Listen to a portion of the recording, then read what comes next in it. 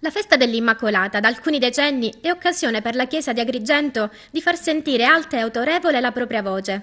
E Monsignor Francesco Montenegro non ha voluto interrompere la tradizione, presiedendo il solenne pontificale. Qual è l'augurio che vuole dare in questa solennità al popolo fedele? Sì, l'Immacolata è la festa della bellezza, è la tutta pura, la tutta bella, noi cantiamo, quindi guardando lei non possiamo non credere che la bellezza esista, solo che ci siamo dimenticati. O pensiamo che bellezza segue altri canoni, la bellezza quella vera parte dal cuore, non è soltanto questione di viso o di fisico, è avere un cuore bello pulito che ti permetta di vedere i colori della vita. E io auguravo davvero a tutti gli agrigentini la gioia di poter riscoprire la bellezza se se ne sono dimenticati, perché solo quella è la condizione per avere la gioia nel cuore e per affrontare la vita. Una macchina senza benzina non cammina, una vita senza cuore gioioso non va avanti.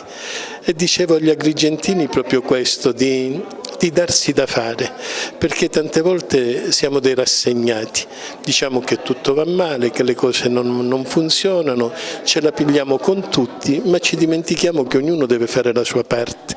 Allora se vogliamo la bellezza dobbiamo costruire la bellezza e si costruisce col proprio impegno.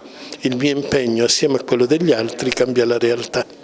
Ad ascoltarlo in prima fila le più alte cariche istituzionali, giudiziarie, nonché il sindaco di Agrigento, Calogero Firetto. Solitamente lungo le vie in cui viene percorsa la processione dell'Immacolata sono presenti le luminarie. Come mai quest'anno non sono state installate? Le luminarie verranno installate, come è noto noi non percepiamo più il 30% della Valle dei Templi perché qualche ben pensante, purtroppo anche rieletto in questa nostra provincia, ha immaginato di dover togliere parte dello sbigliettamento della Valle dei Templi al comune di Agrigento, cioè agli agrigentini.